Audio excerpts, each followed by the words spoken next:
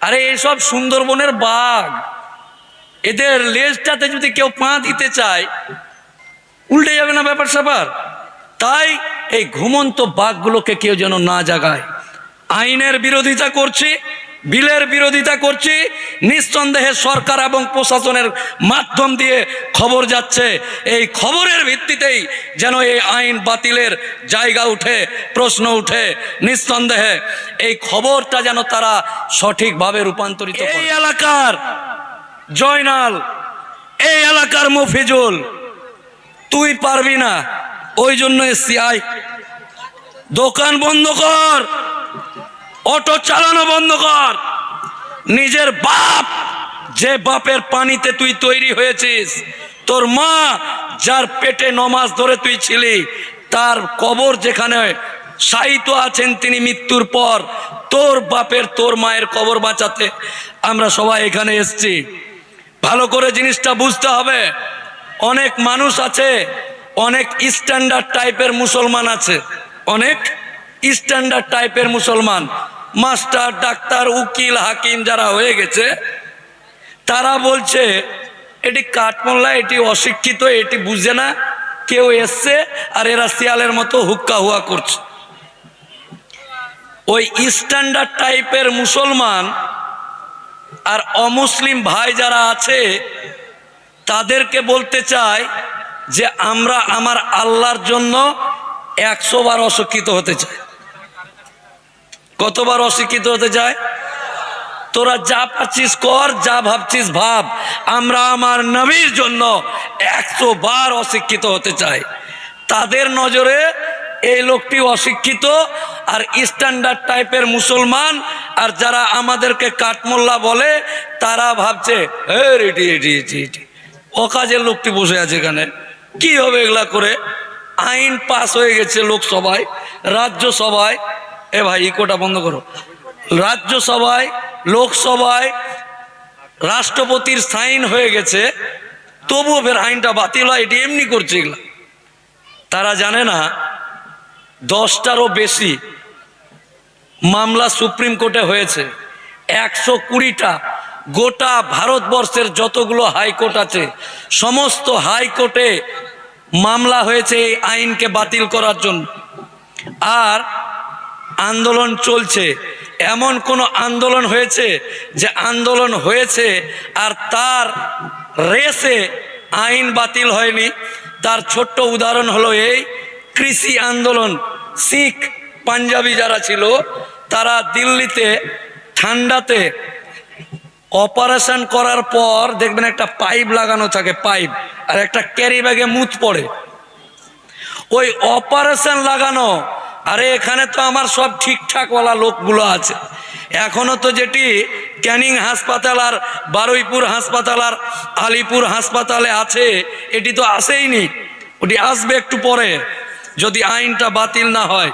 তো ওই শিখ ভাইরা, পাঞ্জাবি ভাইরা ওই পাইপ লাগা মুতের থলি নিয়ে ঠান্ডাতে কাঁপতে কাঁপতে যখন দিল্লির রাজপথে বসেছিল, তখন এই 56 ইঞ্চির মোদি টিভিতে এসে বলেছিল मेरा भूल हो गया, बुझते नहीं पारा और मैंने ये कर दिया, मैं वापस ले रहा हूं।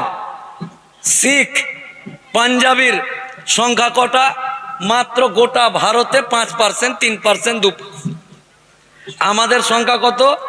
30 কোটি, 32 কোটি। ওনাদের সংখ্যা কত? 2, 3, 5, 6। বুঝতে পারলেন না?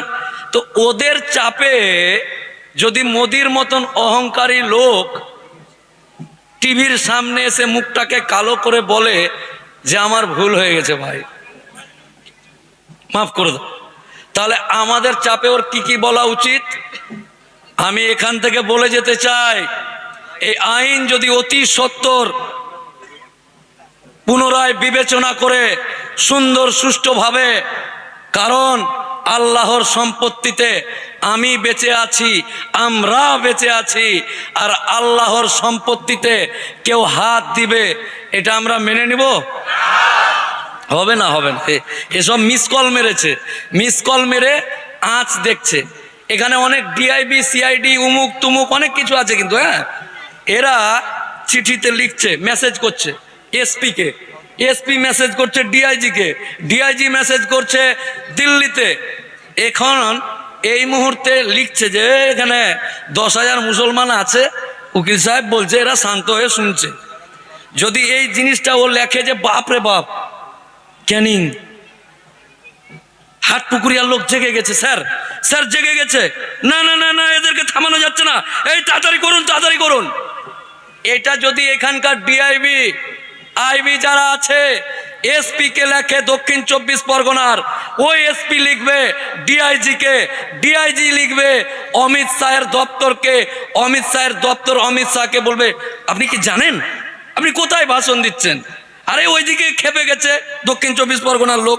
ওরে বাপরে, অমিত শাহ যখন দেখবে যে হাটপুকুরিয়ার লোক, দক্ষিণ 24 পরগনার লোক, ক্যানিং এর লোক জেগে গেছে, তখন তাড়াতাড়ি করে, কেন এটা অমিত শাহ কিন্তু বলবে পুলিশটাকে যে এটা কি সামলানো যাবে না, না ওরা কিরা খেয়ে নিয়েছে, মানবেই না এরা, না এরা কিরা খেয়ে নিয়েছে, উঠবো না নড়বো না চড়বো না, বাপ মায়ের কবর টবর কাউকে কিছু দিবও না মানবো না। এটা যদি খবর যায় তখন তার বন্ধু নরেন্দ্র মোদীকে অমিত শাহ বলবে যে হুজুর, বলবে গুরু কাজটা ভুল হয়ে গেছে।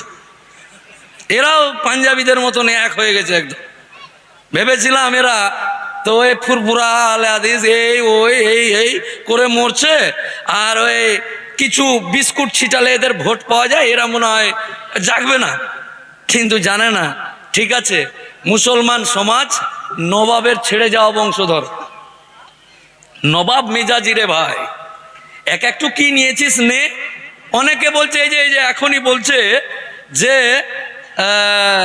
এরা মুখে বলছে হিন্দু মুসলমান ভাই ভাই, তাদেরকে বলছি ডাক্তার ডেকে নিয়ে এসো, হৃদয়টা কাটো, বুকটা চিরে দাও, কলিজাটা বার করে দেখো, হিন্দু মুসলমানের কোনো ব্যাপার নেই আমাদের মাঝে।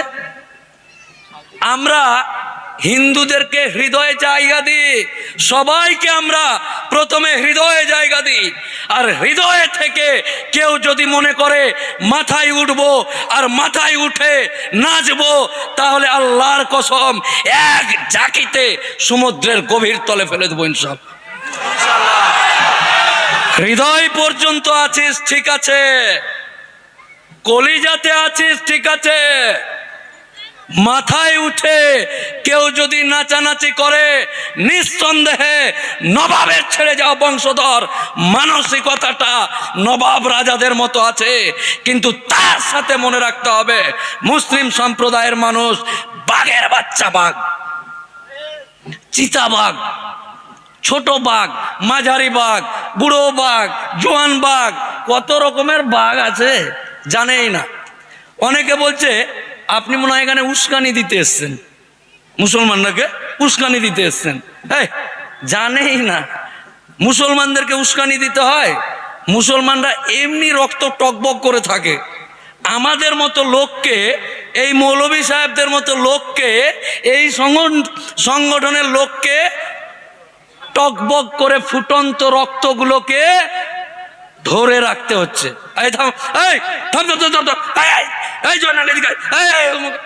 থেমে রাখতে হচ্ছে, আর বলছে উস্কাতে এসছেন, বুঝতে পারলেন না? আমাদের এইখানে যেটি বসে আছে এদেরকে এই সমস্ত মানুষগুলো আটকে রেখেছে ভাই। যারা বলছিস উস্কানি দিচ্ছে, এই দিচ্ছে ওই দিচ্ছে, ভালো করে জেনে নে মুসলমান মানুষকে উস্কানি দিতে হয় না। তারা যদি মনে করে যে তাদের শরিয়তের উপর আঘাত এনেছে, আল্লাহর উপর আঘাত এনেছে এবং নবীর উপর আঘাত এনেছে, এরকম যদি তারা একবার মাইন্ডে নিয়ে নেয়, আমরা চট করে মাইন্ডে নিই না।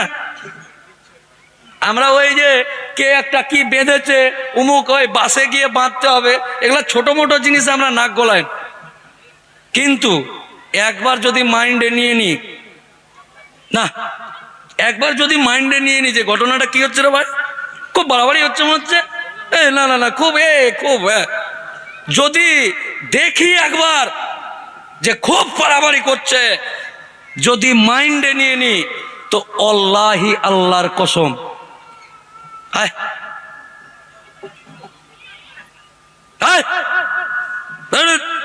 দেখা যাবে তো আমরা এগুলো বলি না। আমাদের আইনজীবী সাহেব আপনাদেরকে বলল যে সবাইকে সংযত নিয়ে মিটিং করতে হবে, এই করতে হবে, ওই করতে হবে। এই করতে করতে নিঃসন্দেহে সেই সমস্ত মানুষগুলোকে যারা 3 দিনের বৈরাগী, ভাতকে বলছে অন্ন, তাদেরকে বলছে এই প্রত্যেকটা জিনিসের একটা সীমারেখা আছে, প্রত্যেকটা জিনিসের একটা কন্ট্রোল অফ লাইন আছে।